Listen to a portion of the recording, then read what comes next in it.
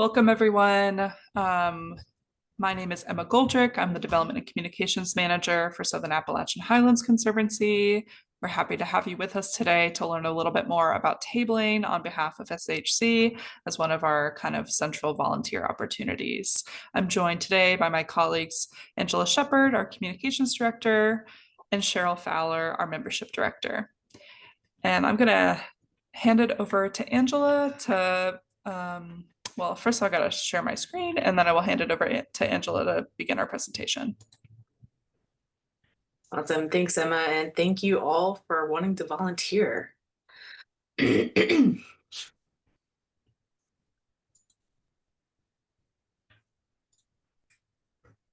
I'm just going to start off with the mission statement of Southern Appalachian Highlands Conservancy.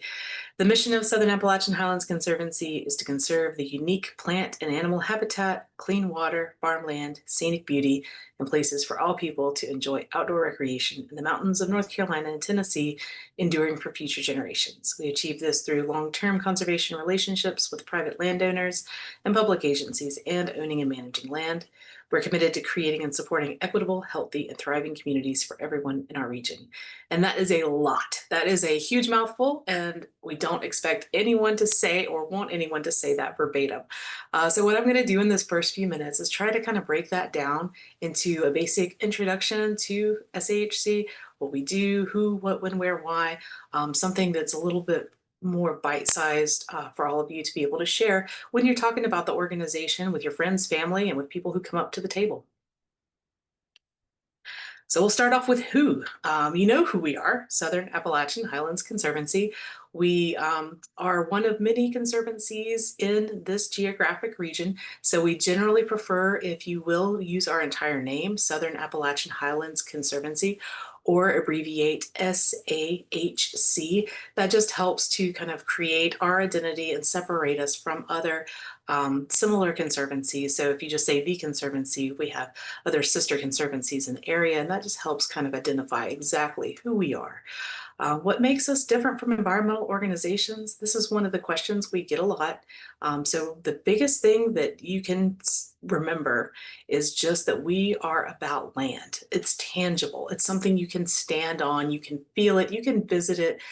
All the things that we do revolve around the physical entity of land. We're also an accredited land trust. And what you can go ahead, Emma, that's fine. As an accredited land trust, we're also very proud that throughout our history, and still, we hold very high professional standards as an organization. So if you hear about other land trusts, other conservation organizations, you can just be assured that SAHC is one of the accredited land trusts in the United States. So what do we do? This is probably the biggest thing that I would like folks to focus on: protect, steward, connect. We kind of put that through all of our materials. Again, our mission statement is very broad. The amount of work that we do in all of our different teams and programs is very broad. And so trying to kind of break it down into something that people can remember easily, we've spent the last few years just kind of digesting all the different things into these bite-sized bits: protect, steward, and connect. And what that really means is that SHC permanently protects forest and farmlands in the Southern Appalachian Mountains. Then we responsibly steward and manage those conservation lands forever. And we organize outings and volunteer opportunities to connect people with the places that have been protected. And so that stewardship includes both the folks who are going out and managing land that SAHC owns, as well as this lovely landscape in the Highlands of Rhone where we got our start, and we host a lot of volunteer activities to do habitat management there. So aside from what we do, the other big piece is why we do it. And that's kind of the compelling piece of our mission statement. Water quality in streams and rivers. We all know how important clean water is for our health, to be able to drink in, to be able to fish, to be able to, have animals also have thriving aquatic habitat as well as water just to sustain life. Water quality is kind of one of those top quality of life pieces of our mission statement. Habitat for wildlife and rare plants. We know that there's a lot of rare plants specifically in some of our focus areas. So making sure we have connected habitat for wildlife to be able to thrive, and places for people to enjoy outdoor recreation. That's probably some of the reasons maybe you've connected with Southern Appalachian Highlands Conservancy. Another large, passionate area that people kind of focus on a lot is farmland for local food production. And we know that we have to have local farms for local food. When we're able to produce local food nearby in areas where we live, it doesn't have to change hands. It doesn't have to go from far distances. So having local farmland so that our farmers can keep producing food is very important. And in general, the scenic viewsheds of the Southern Appalachians. We know that this is kind of the beautiful area. People come here just to enjoy it, to kind of refresh ourselves and reset our souls. But it's also an economic driver in our communities. So all five of these elements, these qualities of life for people and for nature, plants, animals, habitat, these are all the things that kind of drive the different programs or the different reasons that we protect land and the programs that develop from those. So how do we do this? What do? We protect, steward, and connect land. Why do we do it? We do it for the five quality of life things that we just talked about. How do we do it? So at heart, what SAHC does is protect land and real estate transactions. So we do this either by purchasing land outright or having that land donated to us. And we usually refer to those as our preserves. Owning and managing land, they could be pieces that are like our community farm in kind of northwest of Asheville is a hugely popular area that we refer to as a preserve. It doesn't necessarily mean a wilderness preserve. It's just land that we own and manage. And a lot of times those are those pieces that we take people out to a lot, and we can have some guided hikes, we can have workshops, we can really take advantage of being able to manage those properties and connect people to those. We also protect privately owned land for the public benefit through conservation easements. And what that means, if you're familiar with conservation easements, it's basically like the bundle of sticks philosophy in land use law. And so you can kind of take the development stick out of that bundle and extinguish it, which means the land continues to be privately owned. Landowners who have done a conservation easement project with SAHC don't open their land for everyone to come and hike on and enjoy. It's still privately owned, it's passed down, they can pass it on, they can sell it, they can continue to use it. It's just that some restrictions are completely eliminated from those. And that's really for benefiting our communities at large, such as protecting those water quality resources or protecting farmland. That's a large use of conservation easements, protecting farmland so that future generations will be able to continue to farm on it, because once it's gone forever. And then also working with our partners, the U.S. Forest Service, state parks, local agencies like county parks, to add land for public use. So that's creating new parks. It's also helping to fill in gaps in some of the public lands that already exist. And that's one of the ways that we protect a lot of land that you may already be enjoying and just didn't realize it yet.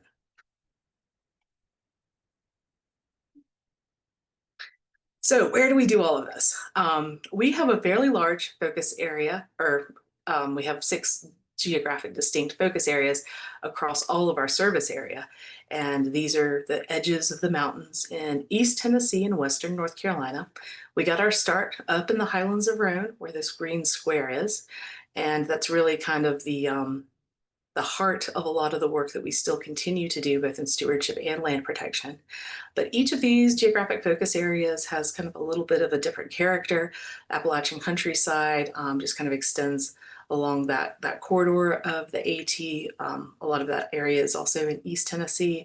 Our Black Mountains focus area includes the Black and Craggy Mountains, but it also kind of dips down into Fairview, where we've done a lot of farmland conservation. And the French Broad River Valley Conservation Focus Area, we do a lot of farmland conservation, but we've also done work in public lands and the Sandy Mush Game Lands, and other kind of creating this corridor of protected lands in the Sandy Mush area.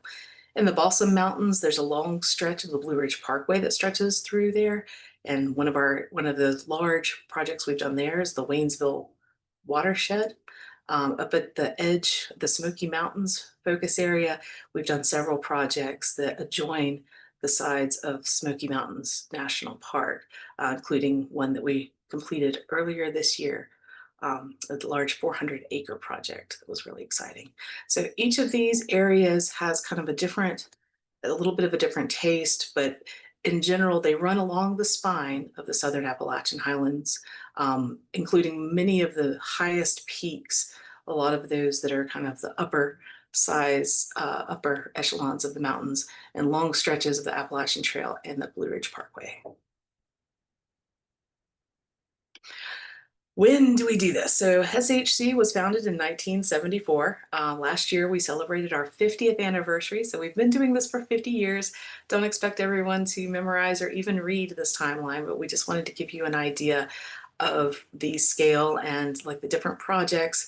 When we started in 1974, there was a passionate group of hikers that were really active in the Appalachian Trail Conference, and they looked out over this narrow pathway and realized that the land around the trail was not protected and that it could be developed. It could look very different in the future.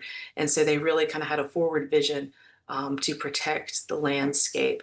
And so from that, we grew out into protecting public lands in various places. We grew our farmland protection program starting in the early 2000s. We've done a ton of watershed protection, especially with municipalities in Western North Carolina. And in total, we've protected 90,000 acres, over 90,000 acres at this point. So that was a lot of information. I hope I haven't scared anybody off. We don't expect you to know all of that, but since we are kind of steeped in all of this information, we have that to draw from when we go to a table. So we have kind of a lot of information that we can pick and choose from. We've kind of created a short elevator pitch here, which is a little bit more, maybe what you would say. Hi, welcome. Have you heard about Southern Appalachian Highlands Conservancy? Oh, we're a conservation organization. We lead volunteer days, we protect land, we have hikes and events that we would love to get you involved with, and here's some information about our organization. So I wouldn't expect you to know all of this, but we want to give you a good foundation.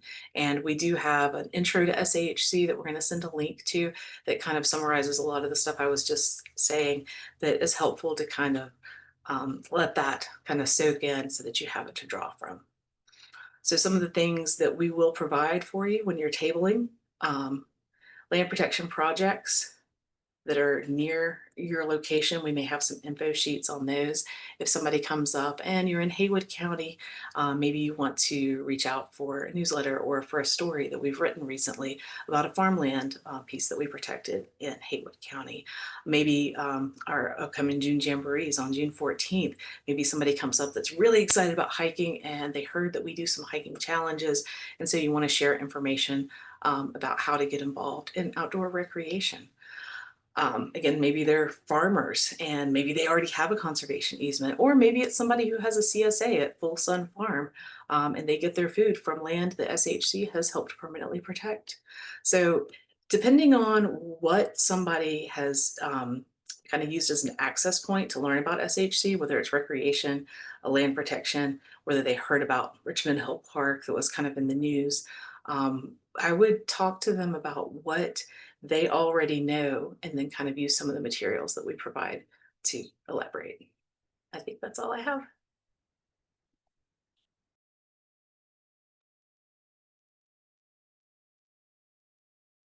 Here are, when you're tabling, there's some frequently asked questions that people might come up to the table and say, tabling's a tricky thing. Sometimes you don't get a lot of people coming up, but hopefully you will.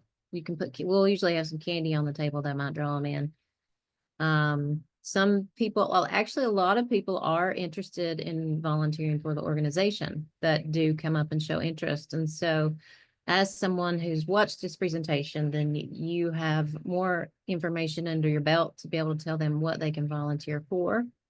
Some may ask, was SHC responsible for a specific land project? This you may not know, this you might know, but the materials that you have on your table hopefully will have information about that specific land project, or you can also always refer them to our website or one of our staff members personally to answer their questions.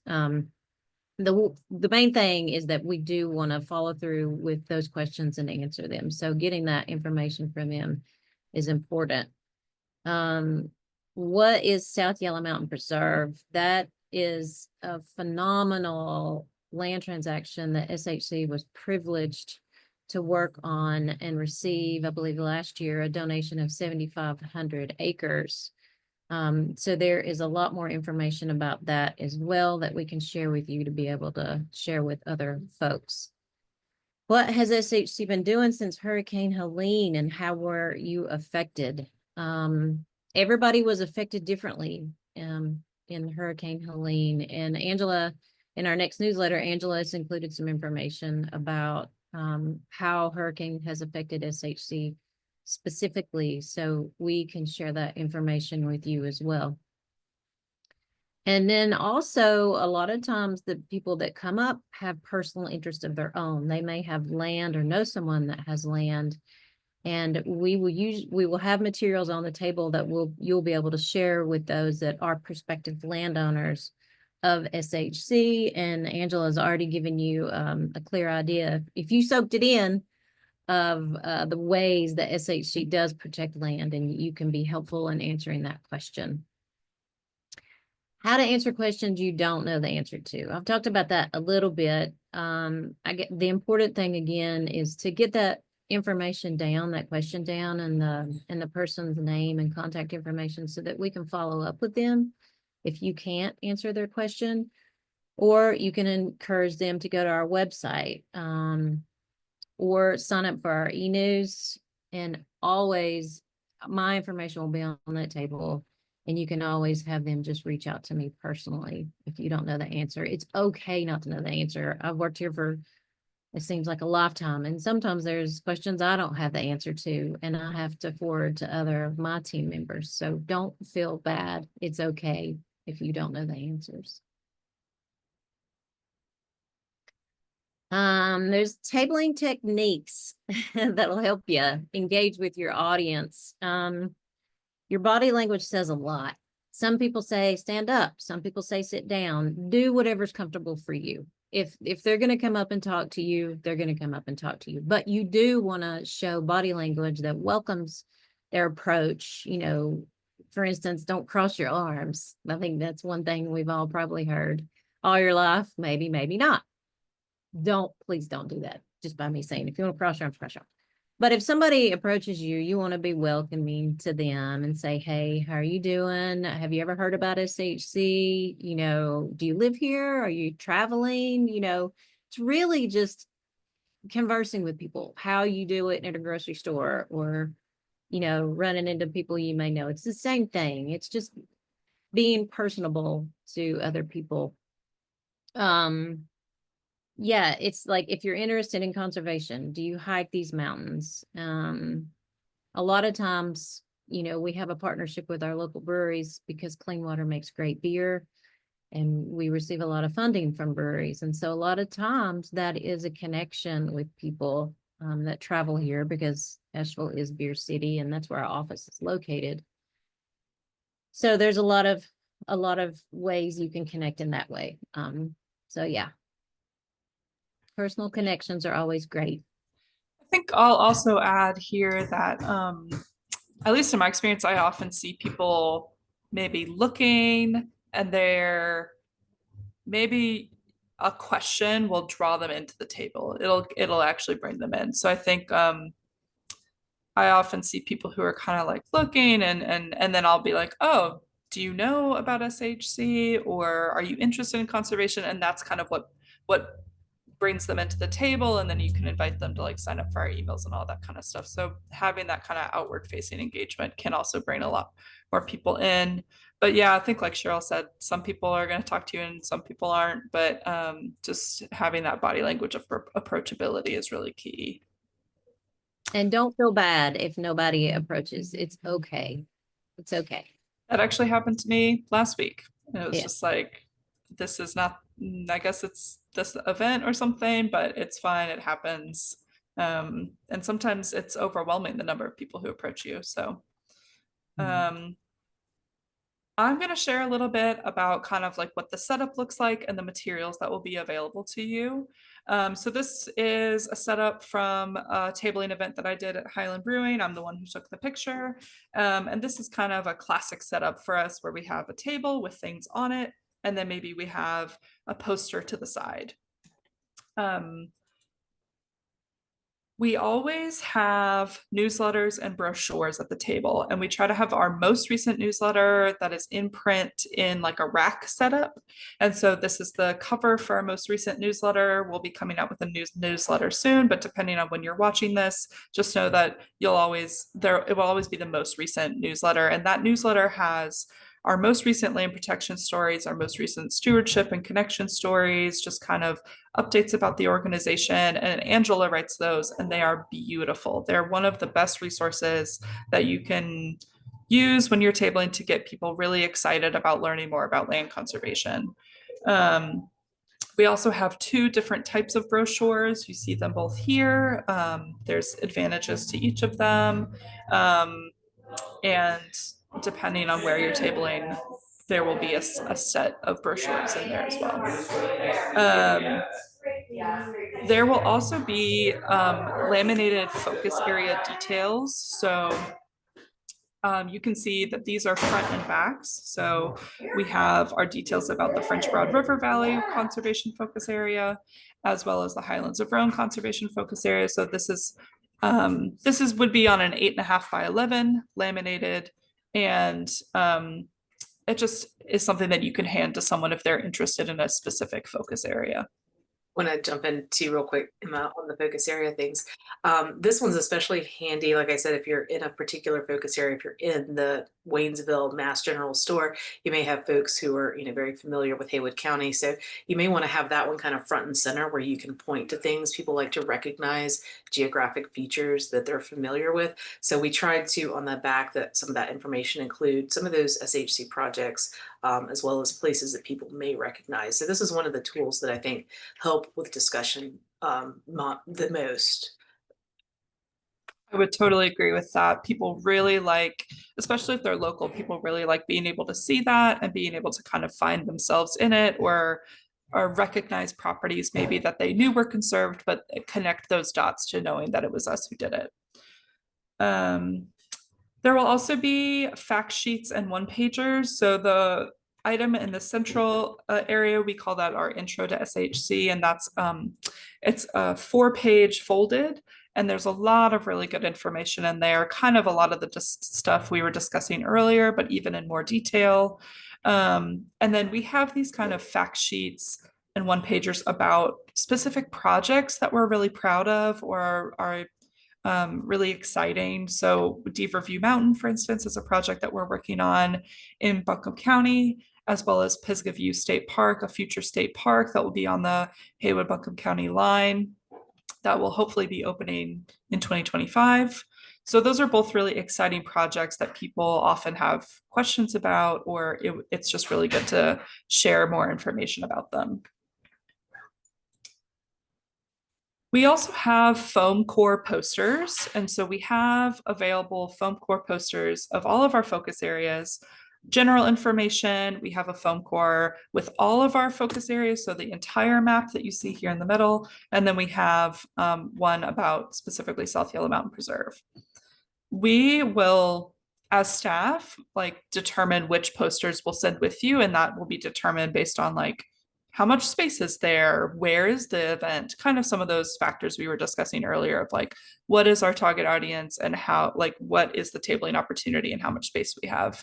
And then we also have those vertical banners that you saw before in my first picture. Then there's some other materials. So if necessary, we'll bring our own table. We have tables that we'll bring.